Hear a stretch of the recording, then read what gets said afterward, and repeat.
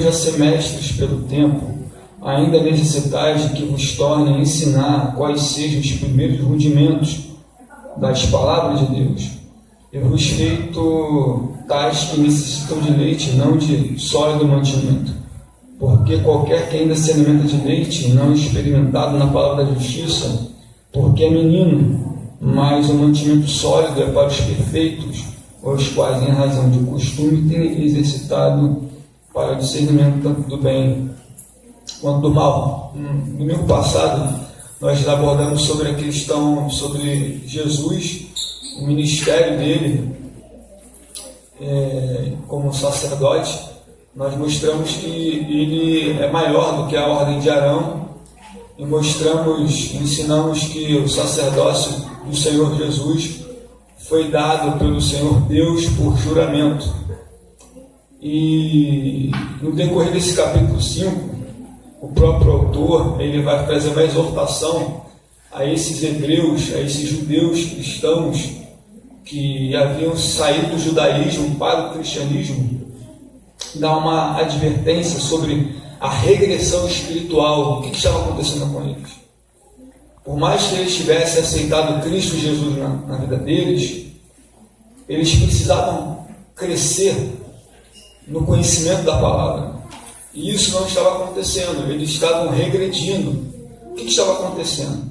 O autor havia dito que os hebreus deveriam ser mestres, mas em vez disso necessitava que alguém lhe ensine de novo os primeiros rudimentos. A vida cristã exige e vai além dos primeiros passos. Isso não estava acontecendo. Em vez disso, davam sinais de cansaço, indolência e negligência e imaturidade espiritual. Então, dentro desse versículo 11 e 14, o autor quer mostrar aqui que ao invés de eles progredirem espiritualmente, eles estavam o quê? Regredindo espiritualmente. Eles estavam sendo indolentes, eles estavam sendo imaturos. Por quê? Porque eles deveriam avançar na fé, deveriam avançar no conhecimento bíblico, das Escrituras, mas eles não estavam fazendo isso. Ou seja, eles estavam negligenciando algo que eles deveriam prosseguir. Tanto que o texto diz aqui, no versículo 11, do qual muito temos que dizer, de difícil interpretação, porquanto vos fizeste negligente para ouvir.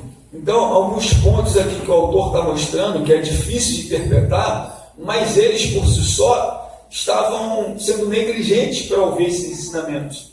E pelo fato de ele estar sendo negligente a ouvir esses ensinamentos para crescer, o que estava acontecendo com eles? Eles estavam o quê? Regredindo espiritualmente. Eles estavam ficando o quê? Imaturo. Tanto que o texto continua, pelo tempo vocês já eram para ser mestres. Vocês já eram para estar ensinando uns aos outros. Pelo tempo que eles já haviam conhecido sobre a Cristo Jesus, já era para estar sendo mestre. Já era para estar ensinando. Pela jornada que eles tinham de caminhada, já eram para ser mestres. Sendo que o autor diz, olha só, ao invés de você ser mestre, vocês ainda precisam que sejam ensinados dos primeiros rudimentos. Esses primeiros rudimentos a gente vai ver aqui no capítulo 6. Ou seja, esse percurso que eles tinham na fé já eram para eles serem quê? Mestres, estarem ensinando uns aos outros. Porque assim, o cristão, quando ele se converte, é claro que ele vai conhecendo a palavra de Deus no decorrer da sua caminhada. Chega que ser um certo momento em que ele já aprende o beabá, o ABC, e ele começa o quê? A ensinar para outros, certo? A fé, o arrependimento, a salvação. Então, o cristão, quando ele vai crescendo, na medida que ele vai tendo conhecimento, ele vai passar para aquele que não tem, o seu irmão mais novo na fé. Então, isso torna-se o quê? Como se fosse um mestre para aquele que está aprendendo. O problema é que, pelo tempo que eles já estavam, eles, ao invés de serem já pessoas para ensinar umas às outras, eles estavam se fazendo negligentes para ouvir. Então, essa negligência de ouvir a palavra faz com que a pessoa fique no regresso espiritual, faz com que ela fique estagnada, fica imatura. Tanto que o texto diz aqui, no versículo 13, capítulo 5, estou lendo, porquanto devemos já ser mestres pelo tempo, ainda necessitais de que se vos torne a ensinar pode ser o primeiro rudimento da palavra de Deus. E vos feitos de que necessitais de leite e não de mantimento sólido. Então o autor aqui está dizendo o seguinte: olha só, pelo tempo que vocês já estavam na fé, já era para você estar se alimentando de algo mais sólido, de algo mais consistente, certo? Mais o quê? Mais consistente, mas pela sua negligência, que eles estavam negligenciando de ouvir, o que aconteceu? Eles estavam como meninos ainda. Já era para ter dado, já tinha uma maturidade já na caminhada, que já era para ser o quê? Uma pessoa que ensinasse, uma pessoa que ajudasse na palavra, mas pelo tempo em que eles, dessa negligência, eles ainda precisavam de leite. Estavam precisando de leite. O que seria o leite? Para o cristão, o leite genuíno é a palavra de Deus, e que quando a pessoa se converte para Jesus, ela tem o quê? A pessoa que vai ensinar aquela que se converteu, ela não vai chegar com assuntos que ela não vai conseguir compreender. Ela não vai chegar, vou falar do juízo de Deus, vou falar do tribunal de Cristo, do trono branco, do Apocalipse, do anticristo, do não sei o quê. Aí você ter esse tipo de assunto, para alguém que chegou agora na fé, é difícil de entender. É difícil da pessoa compreender. Entende, irmãos? Então isso acaba sendo um alimento mais sólido para elas. E pelo fato delas não conseguir ter uma mente para alcançar esses ensinos, o que teria que ser feito? Vamos ensinar o que? O beabá, o início, como é, o que é o Evangelho, quem é Jesus, o que é a salvação. Então esses hebreus já eram para ser mestres. Vamos abrir aqui um texto aqui, rapidamente, para falar um pouco dessa questão do leite, né? Que o cristão precisa ter, daquele que inicia na fé. Abre aí a carta do apóstolo Pedro, capítulo 2, versículo 2.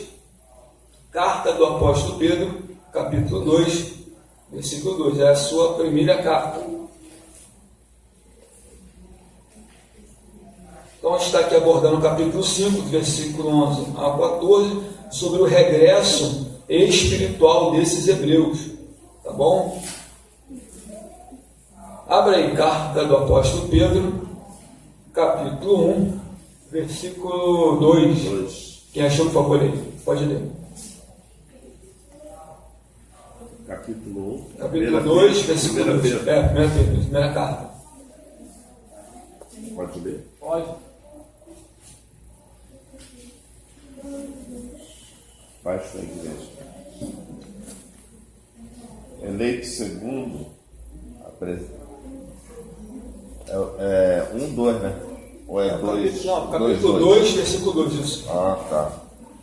Desejais feituosamente, como meninos, novamente nascidos, o leite racional, não falsificado, para que por ele vá crescendo. É isso mesmo? Isso aí. Então, ou seja, o apóstolo Pedro, ele está dizendo o seguinte: olha, vocês, né, isso aqui é claro que é diferente daqueles hebreus, tá? É só um texto para mostrar que quando uma pessoa ela está na fé, quando ela começa a caminhar, ela primeiro precisa de se alimentar do leite genuíno, para que por eles vá crescendo. Então, quando o cristão já chega a uma maturidade espiritual, ele não vai querer mais aqueles primeiros rudimentos, aquele leite, aquilo, sabe? Ele vai precisar o quê? De algo mais sólido. Então o autor está exortando a esses hebreus, pelo tempo que já estavam na fé, já eram para ser mestres, mas pelo fato deles negligenciar de aprender, de ouvir a verdade, estavam como criança, como nenenzinhos. Entende? Então, tanto que o apóstolo Paulo fala a carta aos Coríntios, capítulo 13, eles, olha, quando eu era menino, eu sentia como menino, pensava como menino, discorria como menino, mas quando eu me tornei homem, eu deixei as coisas de menino para trás. Entende? Então, assim, a caminhada cristã, ela precisa ter uma progressão, e não uma regressão, e nem uma estagnação. Então, ou seja, o cristão, ele precisa estar sempre o quê? Ouvindo a palavra, os ensinamentos, os estudos, para ele ter uma progressão espiritual, tá bom? E aí sim, ele tendo uma progressão espiritual, ele conhecendo a palavra, ele vai poder falar para aquele o mais novo na fé. Ele vai poder ensinar aquele que está começando o beabá. Entendeu, meus irmãos? Então, por isso que a nossa caminhada cristã, ela precisa o quê? De crescimento. Tá bom? E esse crescimento só pode ser através da palavra. Sem a palavra, não tem como nós crescermos, tá? Espiritualmente. Versículo 14, para fechar o capítulo 5. Mas o mantimento sólido é para os perfeitos, os quais, em razão do costume, têm os seus sentidos exercitados para discernir entre o bem e entre o mal. Ou seja, quando o cristão ele já começa a ter um alimento sólido, ele consegue experimentar a palavra da justiça e ter discernimento do que é certo e do que é errado.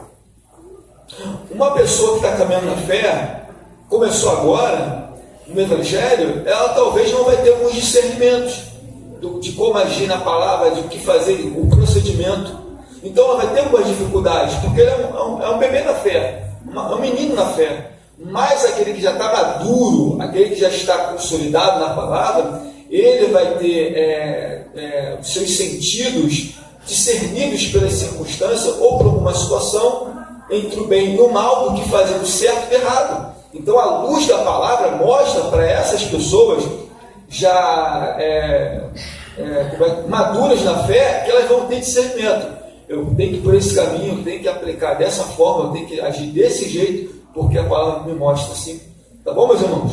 Então a gente fecha aqui, isso aqui é só uma síntese rápida, tá bom? Porque o nosso foco é o capítulo 6. Então a gente fecha o capítulo 5 e inicia o capítulo 6. Leia uma outra pessoa, por favor, o versículo 1, e do versículo 1, 2 ou 3 do capítulo 6. Uma outra pessoa, por gentileza. Pelo que deixamos os rudimentos da doutrina de Cristo, prossigamos até a perfeição, não lançando de novo fundamentos de arrependimento de obras mortas e de fé em Deus, de doutrina sobre batismo, de imposição de mãos, e sobre ressurreição de mortos, e sobre juízo eterno. E isso faremos se Deus permitir. Bom, agora a gente vai entender um pouquinho aqui o que o autor agora quer dizer para esses hebreus aí que estavam lentos, que estavam vagarosos, imaturos, negligentes. O que ele vai agora falar no capítulo 6? É o seguinte, pelo que? Deixando os rudimentos da doutrina. Ou seja, o que estava acontecendo?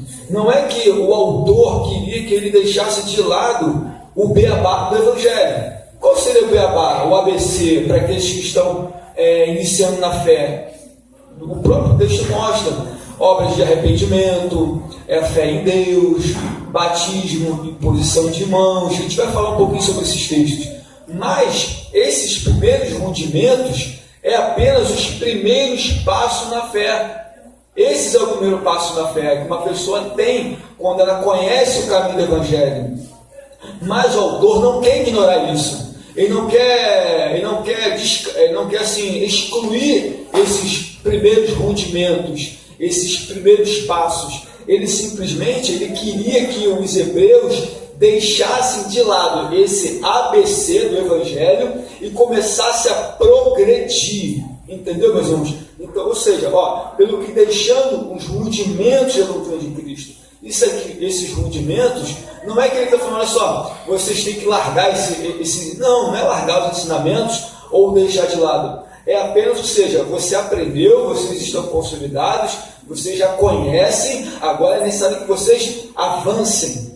Entende? Esses conhecimentos que vocês tiveram na caminhada, primeiramente, como um bebê espiritual, agora vai ser apenas ser usado para ensinar outros, porque agora vocês precisam conhecer mais, precisam ir mais além. Ou seja, olha o que o autor diz aqui, prossigamos até a perfeição, não lançando de novo o fundamento do arrependimento, de obras mortas e da fé em Deus. Então, esse primeiro tópico que eu botei aqui, o segundo, a necessidade do crescimento, ela vai além dos primeiros rudimentos. Ou seja, esses primeiros rudimentos que eu expliquei aqui são o beabá. Então, o crescimento espiritual ele vai além disso. Você não pode ficar parado nisso, apenas em assuntos do beabá do Evangelho. Ou seja, eu só sei sobre o arrependimento, que a pessoa sem Cristo precisa se arrepender dos seus pecados. Beleza? Esse é o primeiro, esse é o beabá. O batismo nas águas é o beabá. A ressurreição dos mortos é o beabá. Mas eu não posso ficar preso apenas nesse, eu preciso crescer mais. A Bíblia tem diversos assuntos, tem diversas situações, tem diversos estudos que para você o quê? Ir para frente, prosseguir. Então o autor está exortando a eles não ficarem o quê? Estagnados apenas nesses rudimentos. Entendeu, meus irmãos? Não ficar neutralizado ali, parado. Ele deseja o quê? Que eles prossigam. Vamos ver algo aqui interessante.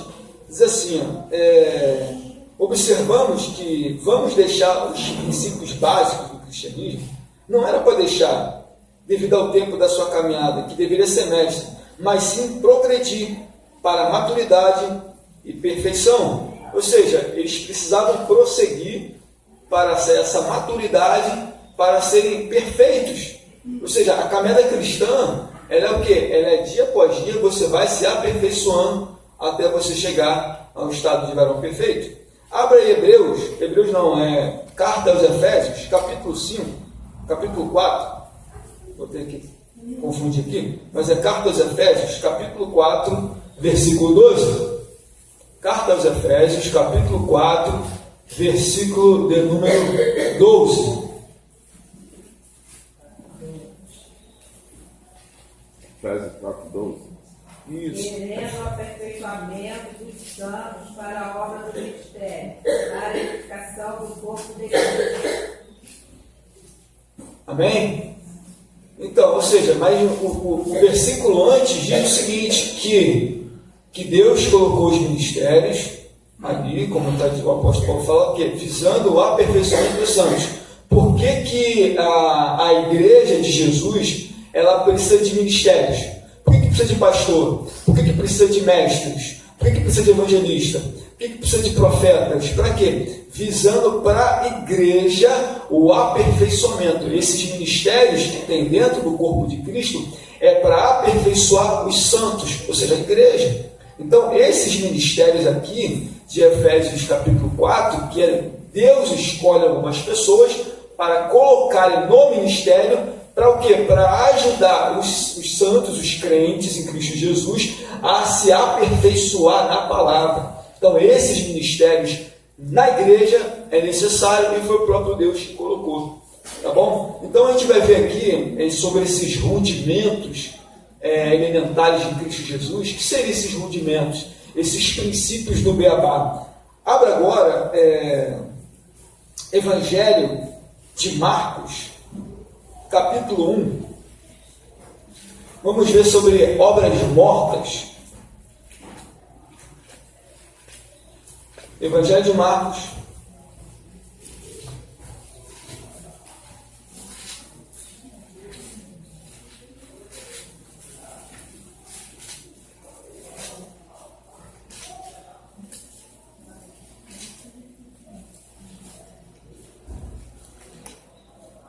Evangelho de Marcos, capítulo 1, versículo 15.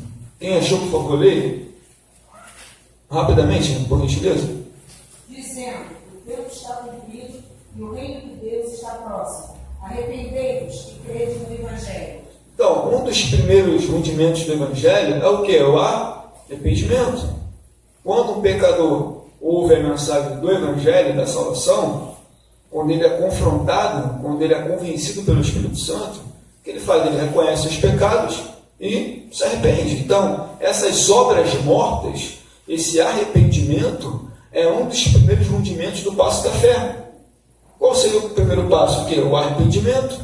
E depois diz, nesses primeiros rudimentos também, sobre a fé em Deus. Ou seja, que também é um dos primeiros ensinos do beabá do Evangelho, é a fé em Deus. Porque quando a pessoa ela se arrepende, ela automaticamente ela tem aquela fé em Cristo Jesus, uma fé salvífica, e também no Senhor Deus Todo-Poderoso. Então, abra aí também Romanos, capítulo 5, versículo 1. Romanos, capítulo 5, versículo 1.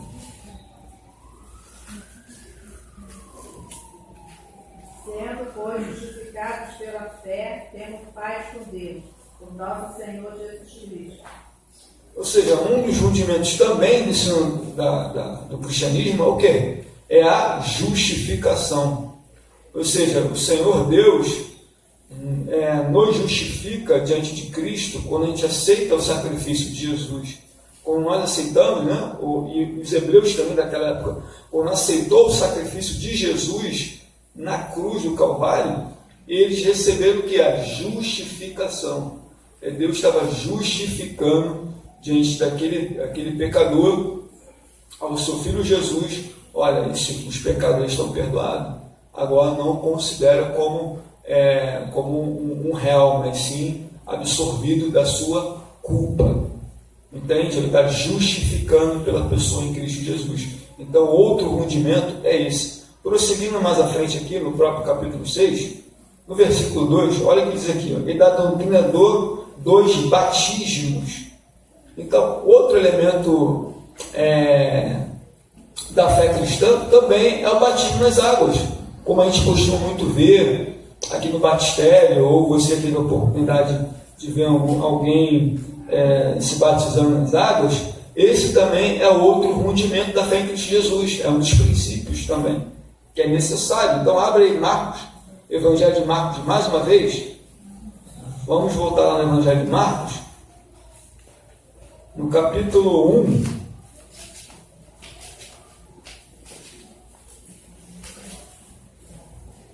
Capítulo 1, no versículo 4 e no versículo 5. Eu estou só citando um texto só sobre esses primeiros rudimentos, só para os irmãos poder ficar mais claro, né?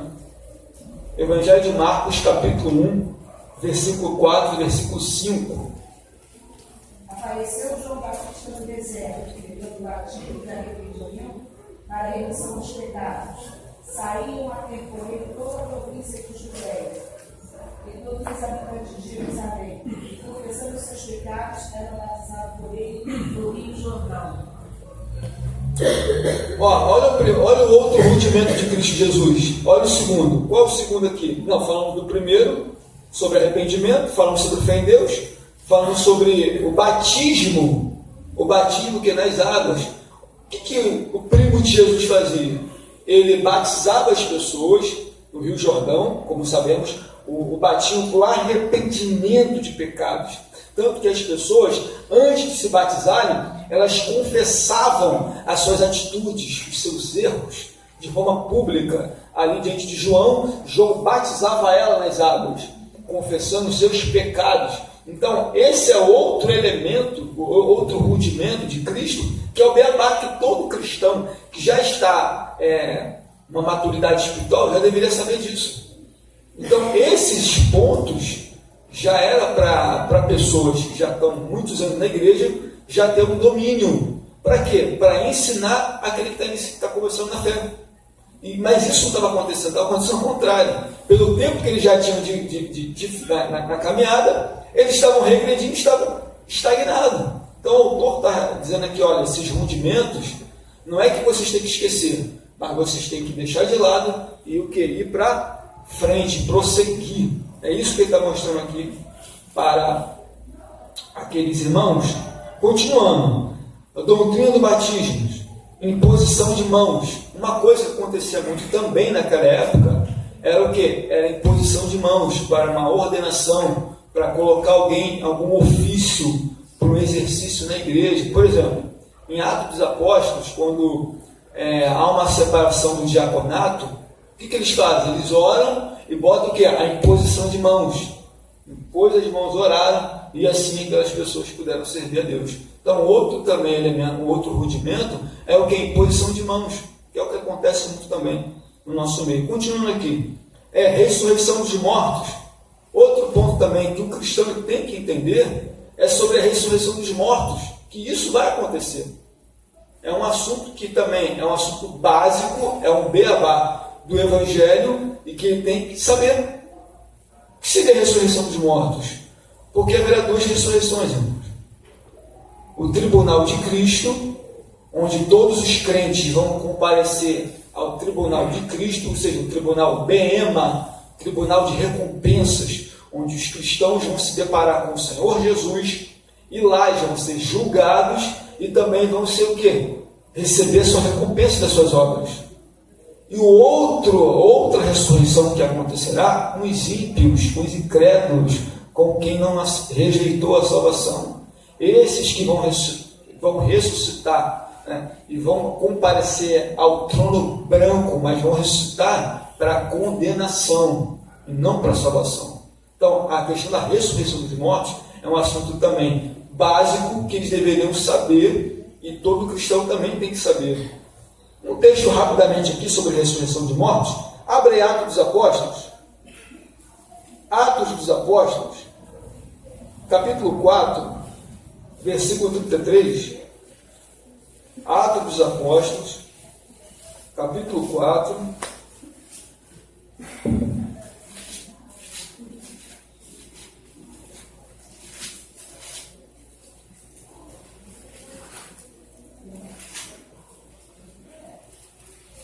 Capítulo 4, versículo 33.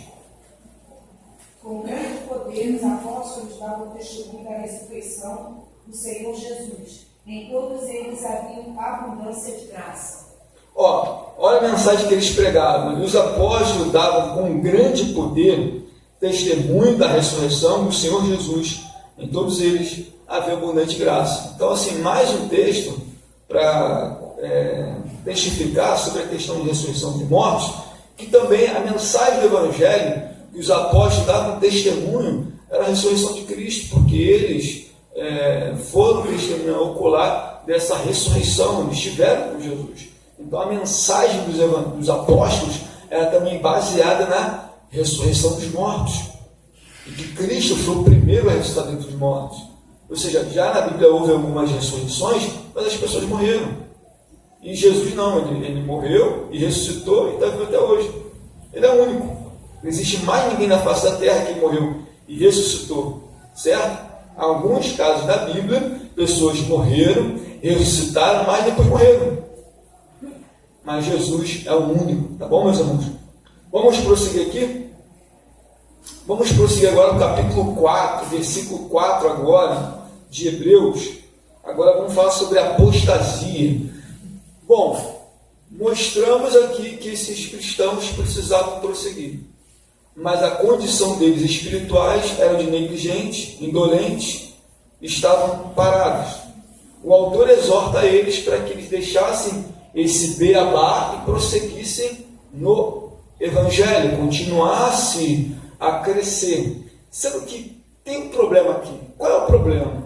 É que se eles estavam negligentes, se eles estavam indolentes, estavam lá meio vagarosos, meio parados, meio devagar, que isso acontece? Então o autor agora, no versículo 4, vai dar uma exortação pelo fato de um cristão, se ele proceder dessa forma, o que acontece com a vida espiritual dele? O autor vai dizer aqui, é onde a gente vai entrar sobre a apostasia, que é uma possibilidade. Então, se aqueles hebreus crentes que largaram o judaísmo, que estavam no cristianismo, eles que estavam negligentes a ouvir, que estavam imaturos, que já eram para ser mestres, e que estavam estagnados, parados, olha o perigo que acontece com essas pessoas. O tópico que eu botei aqui é apostasia, uma possibilidade para quem foi iluminado. Quem existe? Essas pessoas que foram iluminadas foram pessoas que aceitaram Jesus, foram pessoas que se converteram. Essas pessoas aqui, para esses hebreus, eles haviam se convertido para o Evangelho, eles foram o quê? Iluminados, tiveram a sua mente e os corações iluminados, sendo que o perigo está nessa estagnação, nessa indolência, nessa lentidão, esse regresso espiritual deles ficarem como? Se apostatar, largar a fé. Por quê? Apostasia é o quê? É o abandono da fé, é largar a Cristo Jesus, é deixar Jesus de lado. E é isso que estava, o perigo estava já cirandando a vida deles, porque essa estagnação, essa negligência, eles pararam espiritualmente, o que vai acontecer? Apostasia. começa o quê? A esfriar na fé, a morrer espiritualmente. Quando vai ver, já está fora do Evangelho. Não é isso que acontece? A pessoa ela para, como os hebreus aqui que estavam quase já parando e quase se apostatando da fé cristã.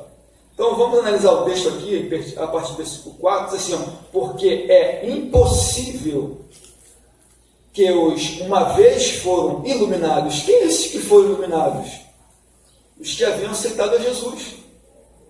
Uma vez que foram iluminados, que receberam a luz do Evangelho, esse autor está exortando a eles e também mostra para nós uma advertência. Uma vez que foram iluminados, que receberam esse Evangelho. Oi? Essa parte é tremenda porque se diz nós, que já fomos uma vez. Sim. E saíram da presença do Senhor, né?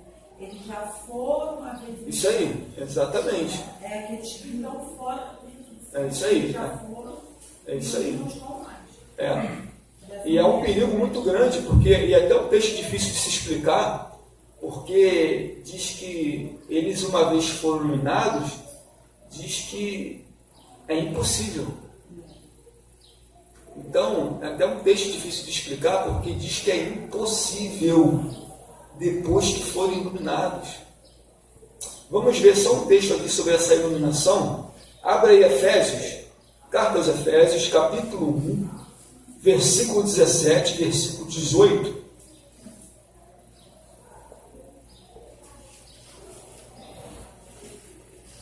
Carta aos Efésios, capítulo 1, versículo 17, versículo 18. Para que o Deus de nosso Senhor Jesus Cristo, o Pai da glória, nos dê em seu conhecimento o espírito de sabedoria e de revelação, tendo iluminado os olhos do vosso entendimento, para que saibais qual seja a esperança da sua vocação e quais as riquezas da glória da sua herança nos santos. Amém. Então, olha só. Jesus disse o quê? Aquele que me segue não anda nas trevas, tem a luz da vida. As pessoas em Cristo Jesus, elas estão com a mente obscurecida, difícil de entender o Evangelho, não conseguem compreender as riquezas de Cristo Jesus, estão obscurecidas no entendimento. Mas, quando elas recebem esse Evangelho, o coração e a mente, por quê? Ela esclarece, ilumina. Elas recebem o Espírito de quê? Do conhecimento, o Espírito da verdade, o Espírito da glória. Então, esses hebreus haviam recebido uma iluminação. Aí continua o texto aqui, voltando aos Hebreus 6, diz, porque é impossível que os que uma vez foram iluminados e provaram o dom celestial. Foi até difícil até para mim tentar achar uma interpretação sobre esse versículo, sobre o dom celestial. Eu não consegui achar algo concreto. O que seria esse dom? Eu também não vou aqui, como é que eu posso dizer, ter uma opinião, se eu não tiver uma base para falar desse versículo. Mas esse dom celestial, eles foram iluminados, tiveram esse dom celestial, e fizeram-se participantes do Espírito Santo. Ou seja, eles tiveram uma atuação, uma operação do Espírito Santo na vida deles. Eles tiveram uma operação. O Espírito da verdade, o Espírito da vida, operava sobre esses hebreus. Eles estavam iluminados, receberam o dom celestial, o Espírito Santo ali corroborando com eles, sabe, atuando na vida deles. Oi? Eu conheço pessoas que eram da igreja, eram lá, depois foram para o centro de Macumba, entendeu? Teve uma até que foi no centro de Macumba, uma semana ela infartou. Depois de ter provado isso aí nos dons, de ter ficado na igreja, aí ela se afastou, foi para Macumba, a gente chegou a fazer uma visita a ela, né? Aí ela falou que não, estava feliz, estava bem. Uma semana ela infartou. Ou seja, essa pessoa, ela se enquadra em quê? Ela foi iluminada, recebeu o Espírito Santo, provou o dom celestial, atuações do Espírito Santo, e a gente vai falar um pouco dessa apostasia, porque isso é uma blasfêmia. A pessoa, ela está blasfemando a Cristo Jesus com essa atitude. Então é um grande pecado que ela fez. Um grande pecado. Talvez ela possa se enquadrar nesses aqui, é impossível de ser iluminadas, porque ela saiu, ela foi iluminada, recebeu a salvação, provou o dom celestial, o Espírito Santo, e ela cometeu um pecado gravíssimo, gravíssimo.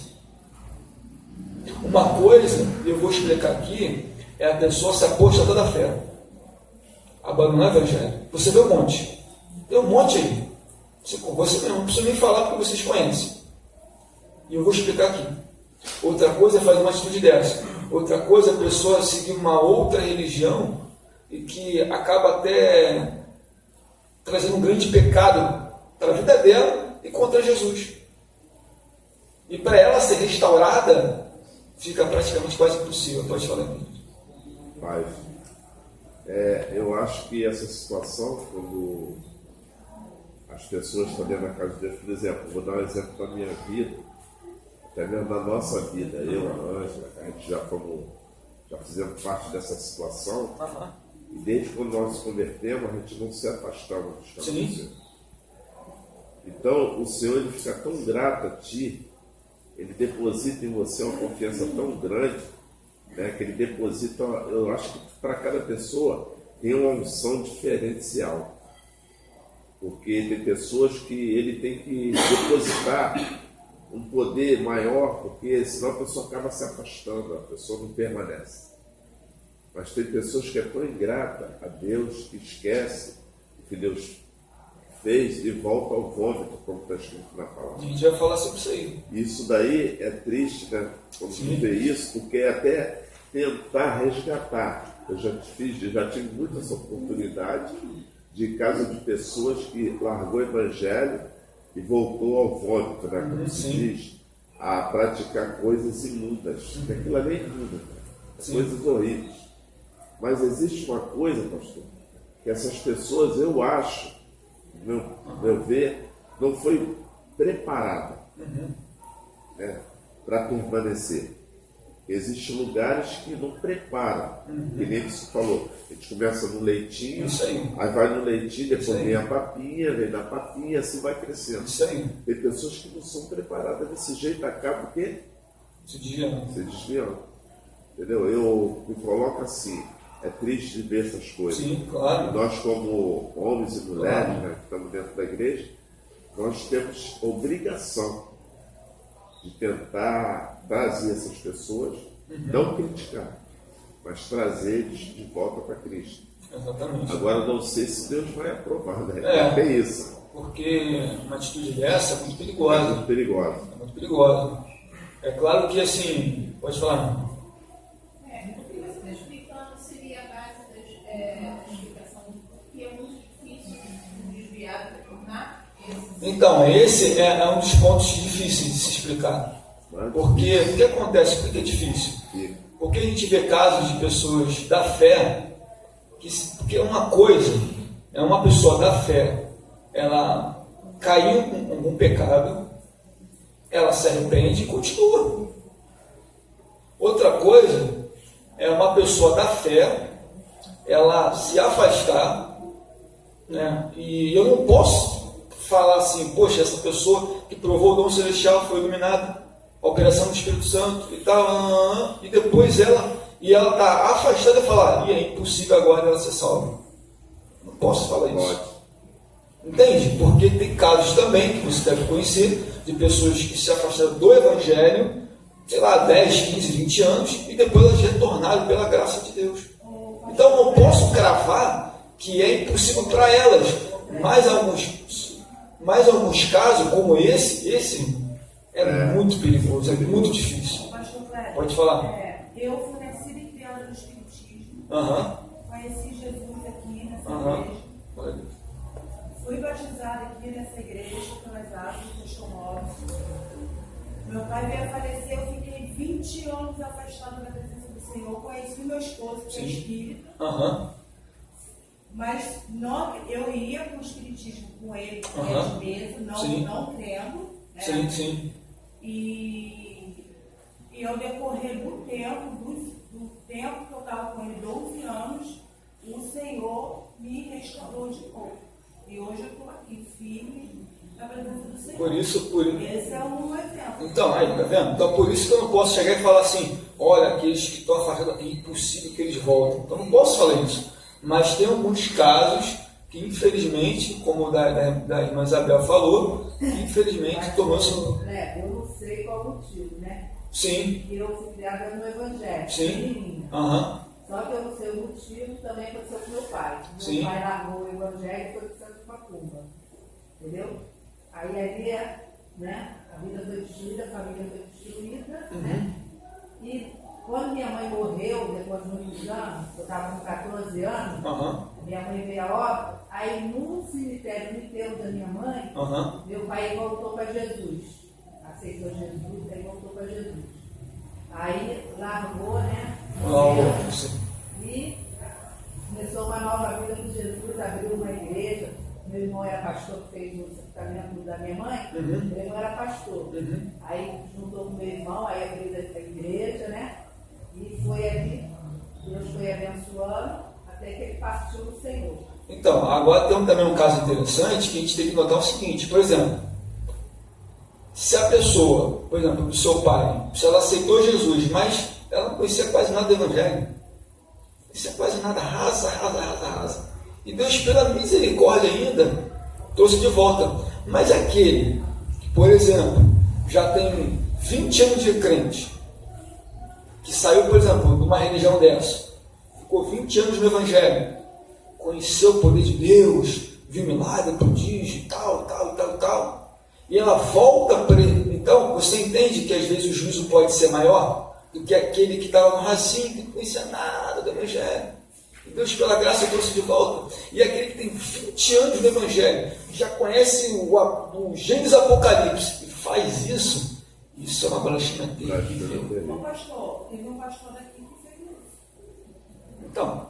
Então, infelizmente, isso aí é muito mais perigoso que talvez do caso da tia Isabel. Entendeu? Então, assim, é perigoso. Bom, irmãos, vamos continuar aqui, que só tem meia hora, que é um assunto bem... eu estou falando, eu não posso falar, não vai, esse não pode. Então, assim, a gente não pode fazer nenhuma afirmação, tá bom, meus irmãos?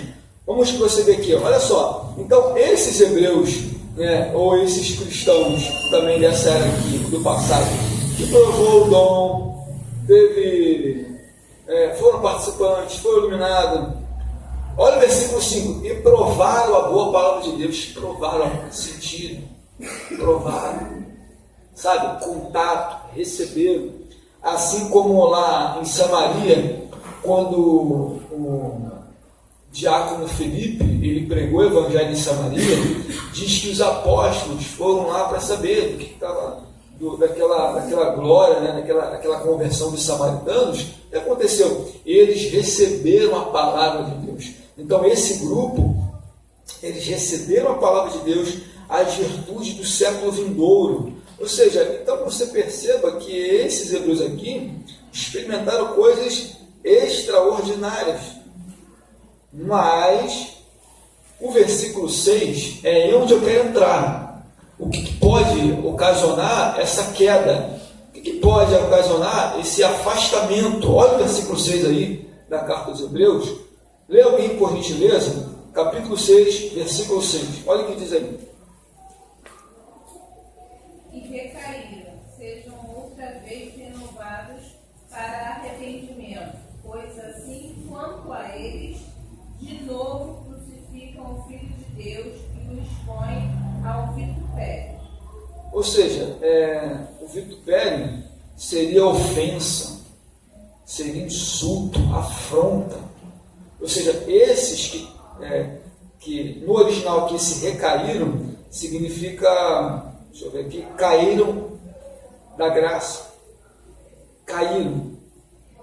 Ou seja, tendo caído, né, se tendo caído, e eles nessa apostasia, sejam outra vez renovados para o arrependimento, ou seja, tendo caído, abandonaram. Então o versículo 6 mostra o seguinte: olha, se tendo eles abandonado, caído, saído, largado o Evangelho, aí diz que outra vez serem renovados para o arrependimento, mas a primeira obra do arrependimento já foi feita. Mas o autor diz aqui o seguinte: se esses que caíram da graça, será que eles teriam uma outra vez de se arrepender das obras mortas de novo? Então, o que a gente pode analisar por essa questão da apostasia? São duas coisas que podem acontecer. A primeira, apostasia teológica, apostasia referente à Bíblia. Então, o cristão que provou tudo isso, as bênçãos, a salvação, sabe, participante no Espírito Santo, mas se eles caíram dessa graça, ou seja, essa queda, ela pode ser o que? Uma apostasia teológica. Ela pode, de repente, do nada, falar assim: bom, eu nego a existência de Jesus, não creio que ele exista. Isso é uma apostasia teológica. Ele vai tentar procurar algum argumento que não tem, alguma base que não existe, para provar: não, esse Jesus que você vê há tantos anos, para mim, ele não serve mais nada. Meu Deus. Entende? Isso é só um exemplo que eu estou dando de tantos outros que você vê aí, não precisa nem citar, de tantas e tantas teologias que afastam essas pessoas do Evangelho, e essas pessoas do Evangelho que não têm uma formação bíblica, elas acabam o quê? Uma apostasia teológica. Abre aí, carta a Timóteo, capítulo 4, do versículo 1. Carta do apóstolo Paulo a Timóteo, capítulo 4, versículo 1. Então, essa apostasia, ela pode ser o quê? Teológica. Ela pode ter algum fundamento, ela pode criar também alguma coisa que não tem base e usar aquilo como justificativa para sair do Evangelho. Abra aí, carta de Timóteo, capítulo 4, versículo 1. Quem achou que eu Olha. Conjuro-te, pois, diante de Deus e do Senhor Jesus Cristo, que há de julgar aos vivos e aos mortos, na sua vida e no seu reino. Não, nesse texto não. É a primeira carta, capítulo 4, versículo 1. Mas o Espírito expressa isso aí. Tá. que nos últimos tempos apostatarão alguns da fé, dando ouvidos a espíritos enganadores e a doutrinas dos demônios. Olha só, mas o Espírito especialmente diz que nos últimos tempos apostatarão alguns da fé. Repare o texto que alguns vão se apostatar por algum motivo teológico. Por exemplo, a pessoa ela tem uma base boa, mas ela foi ouvir uma teologia que não tem nada a ver com a Bíblia, mas ela acreditou, entrou na mente dela falando: eu não quero mais isso, agora eu rejeito isso. Então, ela passa a rejeitar alguns ensinamentos bíblicos e passa a ir para um outro lugar, ou até mesmo fazer uma nova doutrina. É o que? Apostasia teológica. Elas caem da graça, elas caem. O apóstolo Paulo fala também no Gálatas, aquela igreja que havia recebido o Evangelho, ele mesmo fala: olha, vocês querem se justificar pela lei, mas da graça vocês têm caído. Vocês têm caído da graça de Cristo Jesus. Então, a primeira apostasia é o que? É uma apostasia teológica. A segunda apostasia pode ser moral. Como assim moral? A pessoa é uma bênção, a pessoa podia ser dada por Deus, ou um cristão normal, uma bênção espiritualmente, mas ela pode se apostatar moralmente. Ou seja, ela tinha um estado de vida, talvez, antes da sua conversão, tranquilo, mas pode ser que ela, depois que se afasta do Evangelho, ela de uma forma moral, ela fica uma pessoa iníqua. Ela cai em pecado atrás de pecado. Por exemplo, se a pessoa no Evangelho tinha um histórico antes do cristianismo, ela era uma pessoa viciada, beberrona, enfim, tantos outros pecados que a gente conhece. Se a pessoa entra para o Evangelho, ela se arrependeu dessas obras mortas E aí, ela volta para praticar isso de novo. Isso é o quê? É uma apostasia moral, ou seja, não, quero voltar a praticar tudo que eu praticava antes. Então, isso é uma apostasia moral. Entende? Então, isso, ou seja, a pessoa ela volta novamente para aquele primeiro estado, moralmente. A palavra diz que é pior ainda, né? É pior ainda. A gente vai abrir agora aí, abre aí a carta do apóstolo Pedro, na sua segunda carta, no capítulo 2, os versos 20 e versículo 22.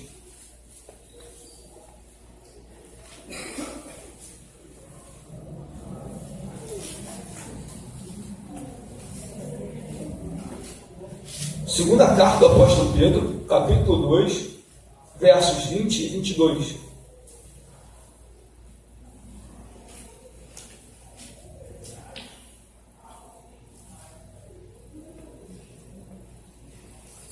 Pedro 20, 22. Capítulo 2, versículo 20 e 22. Quem achou, por favor, aí, irmãos? Porquanto, se depois de ter escapado das corrupções do mundo, pelo conhecimento do Senhor e Salvador Jesus Cristo, foram outra vez envolvidos nelas e vencidos, tornando o último estado pior do que o primeiro. Porque melhor lhes fora não conhecerem o caminho da justiça do que conhecendo-o, desviando-se são os mandamentos que lhes foram dados. Continua. Deste modo, sobreveio-lhes o que por um verdadeiro provérbio se diz: o cão voltou ao seu próprio vômito, a porta lavada ao esponjador da lama. Então você perceba que isso é uma apostasia moral, ou seja, a pessoa ela volta a praticar tudo de novo. Aí cai naquele lamaçal, cai naquela sujeira, é uma apostasia moral. Tá bom, meus irmãos? Prosseguindo aqui para o nosso indo caminho para o final. Oi? Mas eu convivo com pessoas que é do carnicídio, e aí está justamente a respeito da palavra que está dizendo. Se você não tiver um bom conhecimento bíblico, eles, através da própria Bíblia que nós usamos, Sim. mas eles entendem ao contrário da gente. É uma outra doutrina que eles formatam. Mas eles conseguem ter uma força de te converter. Por exemplo, vamos supor, a senhora está na fé, né, cristã, conhece a palavra. Aí uma pessoa dessa aí, por exemplo, vamos supor que mesmo a senhora com tanto tempo no Evangelho, conhece a palavra, mas a senhora vai lá, começa a dar ouvido, aquela pessoa começa a se convencer com aquelas teologias usando a Bíblia. Aí a senhora sai dessa teologia bíblica essência e vai para esse tipo de teoria. O que acontece? É uma apostasia teológica. Aí você vai largar a fé para ir para um outro tipo de ensinamento da palavra. Contrário. E você vê a bondade que eles têm, o carisma, entra por aí com sapatinho de lã mesmo. Porque assim, eles têm uma convicção, sabe? Eles têm uma convicção naquilo que eles acreditam. Toda hora eles falam de Jesus. Entendeu?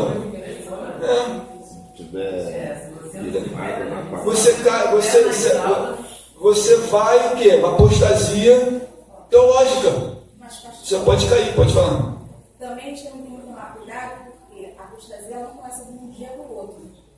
Foi o que a gente comentou aqui. A nossa caminhada cristã, o que faz às vezes as pessoas às vezes falam assim, está lá em cima, estava bem, daqui a pouco a gente vê lá fora. É como até uma vez estava conversando, eu falei, às vezes é como se fosse a data perdida. Né? Quando a gente tem várias coisas de Deus na nossa mão e começa a perder devagar e não começa a buscar por ela, automaticamente vai chegando a apostasia. Ou seja, se você orava e você começa a orar menos, se você buscar a presença do Senhor, começa a buscar menos, você estava sempre lendo a palavra do Senhor, começa a ler menos, isso vai começando achando o quê? Apostasia, deixando você sentado, prostrado, parado. Quando a dificuldade vem, como foi falado no texto, as vozes inimigas começam a entrar na tua mente e você começa a ter aqueles conflitos. E quando você vê, você está prostrado, ou seja, você não faz mais. É como se fala, né? O primeiro amor. Então, a gente está na presença do Senhor, a gente tem que tomar muito cuidado, porque a apostasia não vem do dia para a noite. Sim. Ela vem devagar. Então, se a gente não começar a ficar, quando a gente começa. Eu falo isso muito mesmo, teve um tempo que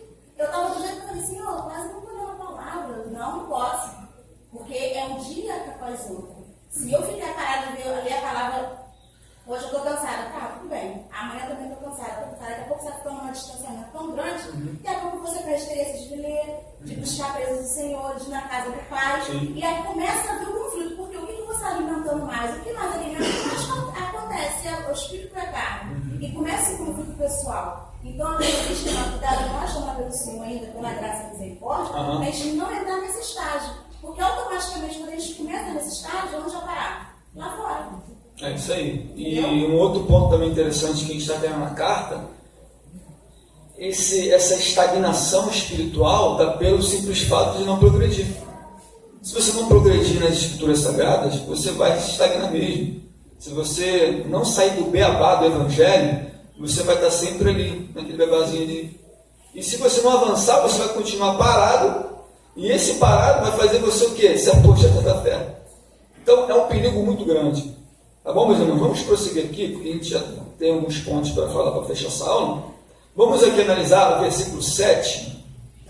Diz assim: porque a terra, eu botei até que a terra, nós somos a terra boa, porque a terra que embebe a chuva, que muitas vezes cai sobre ela, produz erva proveitosa para aqueles, por quem é lavrada, recebe a bênção de Deus. Mas a que produz espinhos, abrolhos e é reprovada, perto está a maldição, e o seu fim é ser queimada. Então ele faz aqui uma comparação entre duas coisas. A gente conhece aquela parábola do semeador, né? Uma semente que é uma boa terra, aquela que é em pedregais, espinha, abrindo o caminho. Mas essa terra boa somos nós. Por quê? Porque recebemos a semente, adubo, chuva, e somos cultivados pelas bênçãos de Deus. Então nós que somos uma terra boa, recebemos a chuva, recebemos as bênçãos do Senhor. Somos cultivados pelo Senhor como uma terra boa. Mas aqueles que são negligentes ao ouvir a voz de Deus, negligentes ao Evangelho, ele está naquele outro grupo, do versículo 8. Mas se produz abrolho, espinho, é reprovada, perto está da maldição, e a ser queimada, porque uma terra que produz espinho, abrolho, serve de nada, irmãos. Só serve para ser queimado. Não serve de nada. Então o autor está encorajando a eles que, olha, vocês são uma terra boa, vocês estão cultivados, vocês têm a boa semente, vocês receberam a chuva das bênçãos de Deus.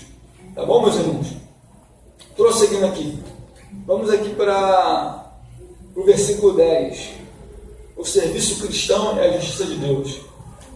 Porque Deus não é injusto para esquecer da vossa obra. Vamos lá, agora ele está retornando para esses crentes, esses hebreus, encorajando eles o seguinte: olha, porque Deus não é injusto para esquecer da vossa obra e do amor para com o seu nome, o que mostrais enquanto serviste aos santos e ainda servis. Ou seja, esses hebreus aqui, por mais que o autor estava exortando a ele dessa estagnação, dessa lentidão, eles ainda praticavam boas obras, eles ainda ajudavam os santos. Então Deus, ali pelaquela pessoa que estava escrevendo aos hebreus, dizendo: olha, Deus não vai esquecer de você não, das vossas boas obras, das suas atitudes, do seu amor para com os santos, para com os irmãos. Deus não vai ser injusto com vocês, Deus não vai esquecer de vocês, sabe? Deus não vai deixar de lado.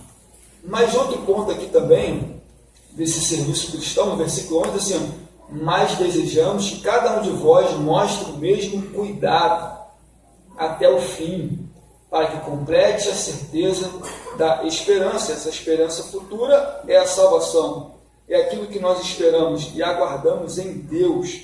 Ou seja, ele diz assim: mas desejamos que cada um de vós mostre o mesmo cuidado. Qual o mesmo cuidado? O mesmo cuidado no versículo 10.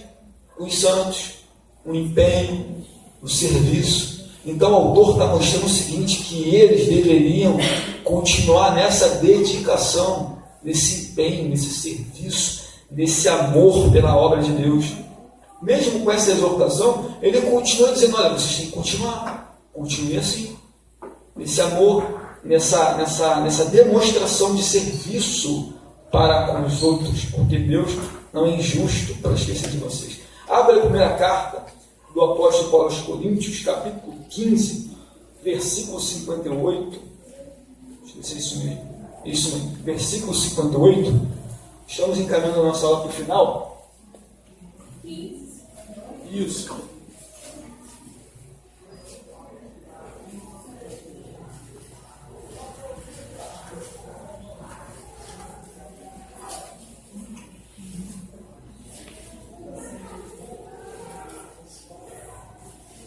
Portanto, meus amados irmãos, sejam firmes e inabaláveis, e sejam abundantes na obra do Senhor, sabendo que no Senhor o vosso trabalho não é vão. Sabendo que o que? O vosso trabalho não é? Não. Então, esse empenho, esse cuidado, essa dedicação que eles tinham para com outros, eu exorto que eles continuem, eles vão receber sua recompensa. Assim como o apóstolo Paulo, olha, o que vocês fazem não é em vão, porque Deus é que vai recompensar a vida de vocês. É Deus é que vai dar o galardão, é Deus que vai abençoar a obra das mãos de cada um, pelo empenho, pelo cuidado, pela dedicação, pelo zelo que tem para com os outros, com as obras de Deus. Então Deus ele tem um cuidado, tá bom, meus irmãos? Deus ele cuida. Agora, olha o versículo 12. Para que não vos façais negligentes. Ou seja, olha só, para completar a certeza da esperança. Que esperança é essa? É a esperança da vida eterna. Todo cristão, por mais que ele receba as bênçãos de Deus, por mais que Deus coopere, né, na vida dele, a maior bênção na vida de um ser humano é a salvação, é a nossa esperança. A esperança de todo cristão é encontrar com Cristo na glória, de ser salvo. Se você tem uma caminhada de fé aqui na terra, prossegue na fé, qual é a esperança que nós temos? A redenção em Cristo Jesus, a salvação. Então, essa demonstração, essa dedicação, esse amor, esse empenho, além de resultar em Deus abençoar, mas também o quê? Visando a vida eterna. Então, esse é o Evangelho de Cristo Jesus. É trazer a vida eterna para todos os homens. A dedicação, o zelo, o cuidado que a igreja tinha que ter, mas visando o quê? O reino, a salvação, a esperança. Porque o apóstolo Paulo fala, se você espera Cristo só aqui nessa terra, nós só seremos os mais miseráveis. Se eu só querer Cristo aqui nesse mundo, eu sou mais miserável. Ou seja, há um desejo, há algo maior, algo superior que nós aguardamos. A nossa terra prometida, as mansões celestiais. Então está tudo aqui, está nas Escrituras Sagradas. Tanto que diz aqui, ó, para que vocês não sejam negligentes. Versículo 12. Mas sejais imitadores dos que pela fé herdam a promessa. Ou seja, ele está dizendo o seguinte, vocês, para que vocês não façam negligente, não se tornem preguiçosos. Olha, vocês não tornam-se preguiçosos não, hein?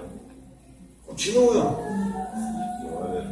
Essa exortação que ele traz aqui para eles é o seguinte, olha, eu sei que vocês são cuidados por Deus, eu sei que desse amor que você tem para com os santos, essa dedicação na obra de Deus, mas só tem uma coisa, não fique parado não. Vocês têm que continuar, vocês têm que prosseguir. Então, essa era a mensagem. Aí ele vai encorajar os irmãos nesse prosseguimento, mas sejais imitadores pela fé e paciência dos que herdam a promessa. Ou seja, ele vai usar aqui a figura de Abraão, o nosso pai na fé. Abraão, com paciência, perseverança, herdou a promessa. E qual era a promessa de Abraão? Era de ter um filho, Isaque. Mas ele, nesse percurso, ele esperou com paciência a promessa, pela fé, até receber a salvação, até receber a bênção do seu filho, chegar, mesmo lá com 100 anos de idade, ele foi pai, era um milagre.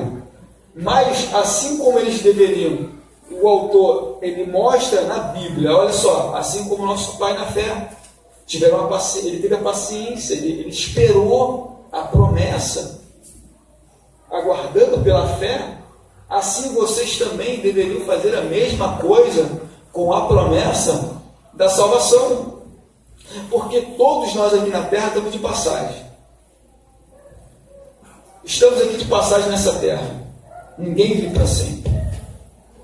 E a maior redenção nossa, a nossa esperança pela fé, porque isso é um ato de fé, é de saber que nós herdaremos as regiões celestiais.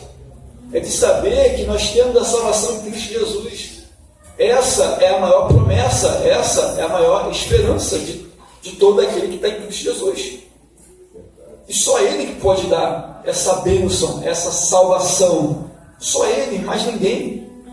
Então, Ele usa a figura de Abraão como um patriarca da fé, que perseverou, que aguardou a promessa, que esperou e alcançou. Não só essas bênçãos aqui desse mundo, mas também porque esses homens, ele aspirava a algo superior. Entende? Não só aqui nesse mundo, mas no mundo vindouro. Então, essa é a promessa que nós temos. Continue fazendo a obra de Deus. Continue crescendo espiritualmente. Continue com cuidado, com zelo, amor à obra de Deus. Deus vai recompensar as obras de vossas mãos. Mas tem um porém. Tem algo superior, que é uma esperança maior que temos. Não é só apenas receber as bênçãos aqui nesse mundo, mas a maior bênção é a vida eterna, irmão. A maior bênção eu sei que nós desejamos coisas, desejamos alcançar algumas realizações pessoais, nada de errado nisso, é bom, mas você tem que também desejar o reino de Deus, os céus, Jesus, vida eterna, morar com Ele, ficar com Ele para sempre. Então esse desejo também tem que estar no seu coração. Você anelar, desejar, Ele vai voltar, irmãos. Ele está às portas. Ele está às portas para levar a sua igreja. É uma promessa. Nós estamos esperando com paciência. Enquanto Ele não vem,